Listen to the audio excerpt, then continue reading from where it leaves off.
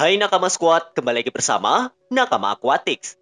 Di Kalimantan, ada sebuah sungai yang terbentang sejauh 1080 km, lebih panjang dari Pulau Jawa yang cuma 1064 km. Sungai ini sudah pasti jadi rumah bagi ratusan jenis ikan yang punya perannya masing-masing di dalam ekosistem. Ada si predator, ada si pencuri, ada si baik, ada si jahat, ada yang kecil, dan ada yang hampir sebesar manusia dewasa. Sungai Kapuas menjadi salah satu surga ikan di Indonesia karena biodiversitasnya yang luar biasa beragam. Pada tahun 1996, diketahui ada sekitar 200 spesies ikan di sana. Namun pada 2017 naik jumlahnya menjadi 250 spesies. Sungai Kapuas terbentang gagah membelah tanah Kalimantan Barat, memberi penghidupan kepada semua makhluk hidup yang ada di sana. Mengapa sungai ini bisa menjadi surga? Apa saja yang ada di sana? Bagaimana ekosistemnya? Tonton video ini sampai habis ya. Bab 1. Surga air di Kalimantan Barat bernama Kapuas. Pada tahun 2017, pemerintah Kapuas Hulu melakukan sebuah sensus guna mendata ikan apa saja yang hidup di sana. Pada tahun 1996, data yang ada menunjukkan bahwa sekitar 200 spesies ikan yang hidup di aliran sungai Kapuas dan juga anak-anak sungainya. Ikan yang berhasil ditangkap oleh petugas antara lain ikan arwana, semah jelawat, gabus, ringgau, rotia, betutu, belida, tambakan, lais, patin, baung, tapah, jenisan lele, dan banyak lagi. Dari sensus ini diketahui jika penghasil ikan air tawar terbesar di Kalimantan ya dari Sungai Kapuas. Padahal pulau yang juga diberi nama Borneo ini punya sungai-sungai lain yang tidak kalah besar kayak Sungai Barito, Sungai Akalak, dan Sungai Puntik, dan beberapa lainnya. Statistik menunjukkan jika Danau Sentarum menghasilkan sekitar 70% dari ikan air tawar yang dihasilkan oleh Kalimantan. Selain menawarkan sebuah ekosistem yang sehat, Sungai Kapuas menyediakan hasil alam untuk para warga yang hidup di pesisirnya. Total ada 27.335 jiwa yang berprofesi sebagai nelayan. Ditambah ada juga yang menjadi pembudidaya ikan dengan jumlah yang lebih banyak, yaitu 30.015 jiwa. Jadi mayoritas warga yang hidup di pesisir Kapuas Hulu merupakan seorang nelayan. Terdapat sekitar 120 jenis ikan ekonomis penting yang menjadi sumber mata pencarian para warga di sana. Sumber air utama yang mengalir di Sungai Kapuas berasal dari Danau Sentarum yang merupakan daerah tangkapan air. Curah hujan di Kalimantan termasuk tinggi karena bisa mencapai 1.200 hingga 1.500 mm per tahun. Jauh lebih besar dibanding Jakarta yang pada tahun 2021 lalu tertingginya cuma 604 mm yang terjadi di bulan Februari. Karena curah hujan tinggi, Sungai Kapuas jarang mengalami kekeringan. Kedalaman air di sana pas musim kemarau juga tetap dalam, sekitar 2 hingga 3 meter. Dalam keadaan normal, kedalamannya bisa mencapai 3 hingga 8 meter. Lalu ikan apa saja yang bisa kamu temuin di sungai ini? Sungai Kapuas menjadi rumah bagi ikan belida yang kini populasinya hampir berada di titik nadir. Ikan betutu, ikan jelawat, dan ikan arwana. Jenis ikan inilah yang umum ditangkap dan ditemukan di sana karena hampir semuanya bisa dijadikan ikan konsumsi. Aktivitas penangkapan ikan banyak dilakukan di sungai bagian tengah yang punya karakteristik habitat berupa hutan bajiran, di mana ini mirip kayak di sungai Amazon. Dalam sistem sungai ini ada banyak banget bentuk ekosistem beragam. Ada sungai dengan aliran air yang rendah dan menjadi rumah bagi ikan-ikan kayak ikan sema, yang sekarang beken dengan nama ikan masyir. Ikan ini hidup di aliran sungai yang cenderung deras. Bentuk sungai yang biasanya menjadi rumah bagi ikan masyir didominasi oleh bebatuan serta kandungan lumpur yang sedikit.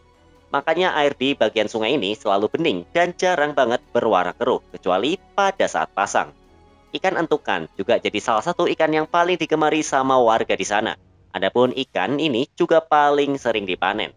Pada tahun 2021 lalu, warga di Danau Lindung Kapuas memanen ikan ini yang angkanya mencapai 7 ton.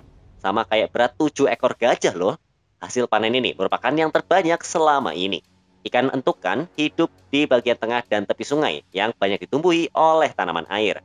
Ikan yang bentuknya sekilas kayak ikan bandeng ini suka banget hidup di aliran air yang sungainya tenang, di mana keberadaan tanaman air ini menjadi pelindung mereka agar tidak diserang sama predatornya. Jenis ikan lainnya yang hidup di aliran sungai Kapuas adalah ikan ringu, yang dikenal luas sama penghobi sebagai ikan datnoids atau disingkat jadi dats. Ikan dats yang hidup di sana lebih banyak beraktivitas di bagian tepi sungai yang bentuknya merupakan hutan rawa. Parameter air atau pH di habitat ikan Dutch memang rendah, cuma 5 hingga 6,5.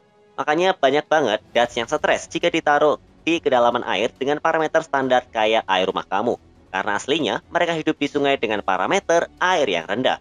Apalagi mayoritas Dutch yang dijual di pasaran saat ini adalah ikan tangkapan alam. Jadi informasi soal pH air di habitat natural mereka bisa jadi salah satu opsi agar membuat Dutch tidak stres lagi. Selain ikan-ikan di atas yang namanya tidak asing, ada juga ikan arwana dan ikan botia yang juga hidup di Sungai Kapuas. Ikan botia yang hidup di sana malah ada banyak, tidak cuma satu jenis saja. Ada botia badut yang biasa kamu temui di pasaran.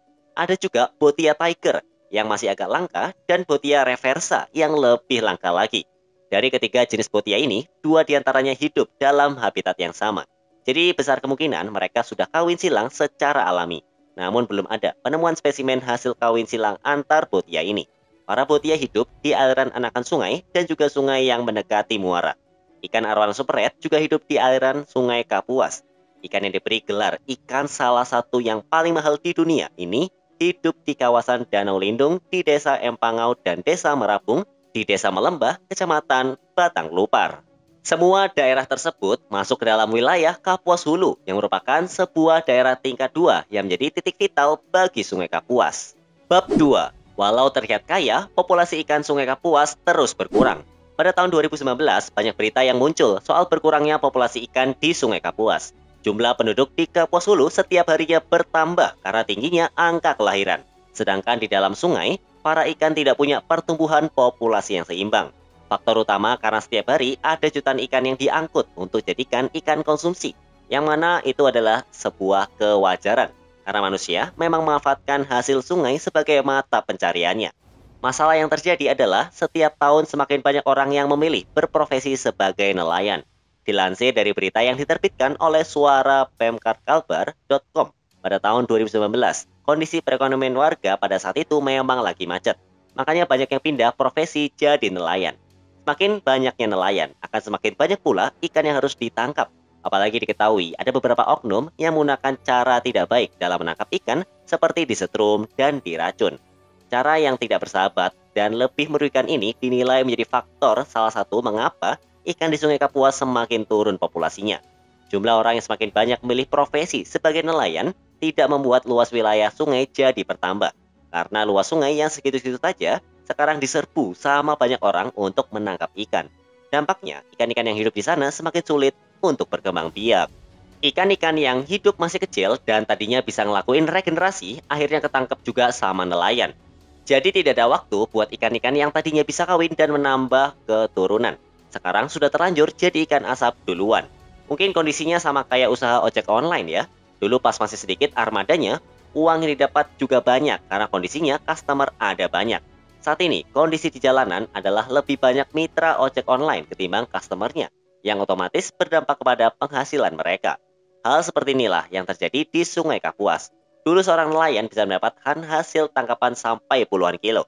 Sementara saat ini, kalau seorang nelayan bawa pulang 9 kg ikan udah dianggap sebagai pencapaian yang cukup. Persoalan bertambah saat harga ikan yang dibeli oleh pengepul terlampau rendah. Hal ini membuat usaha dan modal dari para nelayan menangkap ikan sehari-hari tidak sebanding dengan hasilnya.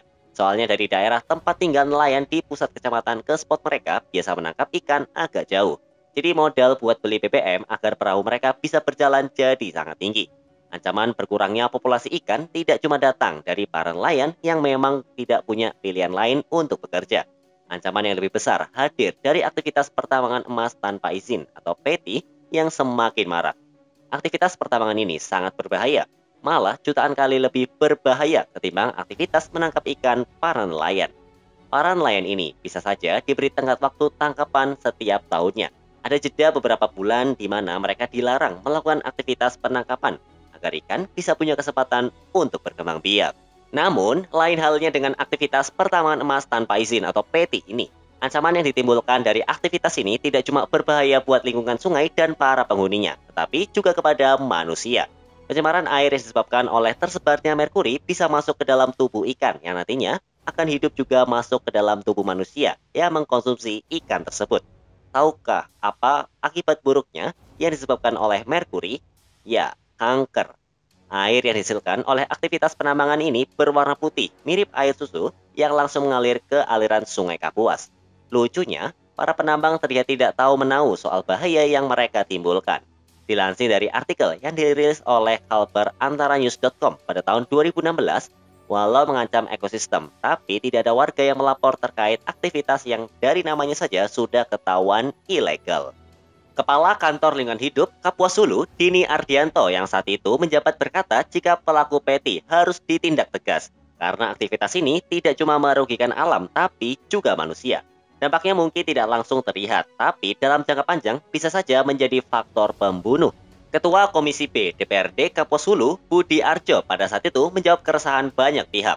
Pemerintah daerah juga memikirkan solusi terbaiknya agar limbah tersebut bisa dimanfaatkan dan tidak jadi pencemaran air. Pemerintah daerah menilai PET juga merupakan kebutuhan dan mata pencarian masyarakat. Mereka punya solusi agar pertambangan ini dibuatkan pemetaan zonasi dan bisa dilegalkan. Pengelolaan limbahnya juga bakal dipikirin biar tidak mencemari sungai dan membuat populasi ikan jadi terancam. Bab 3. Apa solusinya? Pada tahun 2021, Balai Wilayah Sungai Pontianak 1 Kalimantan bersama pemerintah Kota Pontianak memberi solusi akan berkurangnya populasi ikan di sana. Nah, mereka melakukan pelepasan bibit ikan endemik ke aliran Sungai Kapuas sebagai upaya restocking agar populasi ikan di sana bisa terjaga dengan baik. Penebaran bibit ikan ini juga dijadikan contoh buat masyarakat agar sama-sama bisa menjaga kelestarian populasi ikan di sana. Upaya restocking ini sering berhasil melawan masalah berkurangnya populasi ikan. Kegiatan ini disambut hangat oleh para warga di sana yang berharap dengan pelepasan ini, populasi ikan di sana juga bisa melimpah seperti dulu. Jika populasi ikan ada banyak lagi, maka mereka pundi rezeki juga bisa mampir ke rumah tangga para warga yang berprofesi sebagai nelayan. Tidak cuma melepas ikan yang masuk ke dalam kategori ikan konsumsi. Pemerintah setempat juga melakukan restocking untuk menjaga populasi ikan arwana superet yang dianggap sebagai ikan yang paling bernilai di sana. Pemerintah Kapuas Hulu melepas 14 ekor ikan arwana superet hasil budidaya untuk kembali ke alamnya. Kegiatan ini berlangsung di Danau Lindung, Engpangau, di mana desa Empangau ini, kecamatan Bunut Hilir pada bulan Juni lalu. Nah, karena dilepas di daerah Danau Lindung, udah pasti para arwana ini mendapat perlindungan yang ketat. Orang yang nekat menangkap bisa saja terjerat hukum. Sejak diterbitkannya SK Bupati Kapuas Hulu tahun 2001, Danau Lindung Engpangau udah ngelakuin restocking arwana sebanyak 7 kali. Kegiatan ini tidak hanya dilakukan sekali, karena tahun depan rencana restocking arwana bakal digelar lagi. Upaya ini dipimpin sendiri oleh Bupati Kapuas Hulu, Franciscus Dian, SH, yang memang aktif mempromosikan arwana superet sebagai ikan asal Kapuas Hulu, yang memang mesti dilestarikan. Beliau juga mengunjungi kontes arwana di Jakarta beberapa waktu silam. Restocking bisa dijadikan solusi, asal ikannya bisa dijaga dengan baik dan tidak ditangkap pas ukurannya masih kecil. Selain arwana superet, ikan belida yang populasinya makin menipis juga sudah berhasil dibudidayakan. Dengan goals akan dilepas lagi ke alam liar sebagai upaya restocking. Sementara itu, masalah pertambangan emas tanpa izin di Sungai Kapuas masih berlangsung dan kayaknya tidak tersentuh hukum, bahkan sampai saat ini. Bab 4. Kesimpulan. Sungai Kapuas bisa menjadi surga ikan air tawar di Indonesia karena panjang dan luasnya serta banyaknya wilayah yang beragam, mulai dari sungai berarus deras, rawa-rawa, dan banjiran hutan hujan menjadi habitat sempurna bagi semua jenis ikan yang hidup di sana. Namun ancaman masih terus mengancam kelangsungan hidup mereka. Aktivitas manusia menjadi salah satu ancaman terburuknya. Apresiasi besar untuk pemerintah setempat yang terus bekerja keras dalam mengupayakan restocking agar populasi ikan bisa kembali stabil. Namun untuk urusan pencemaran yang lebih besar yaitu PET, harapannya pemerintah di sana bisa cepat membuat sebuah regulasi agar tidak ada pihak yang dirugikan dan lebih pentingnya, ekosistem di Sungai Kapuas bisa tetap terjaga. Karena jika alam mulai miskin sumber daya, pihak yang akan paling dirugikan ya manusia. Selagi masih ada, harapannya ya dijaga. Kalau menurut kamu gimana? Tulis di kolom komentar ya. Sampai jumpa di video-video Nakama Aquatics selanjutnya.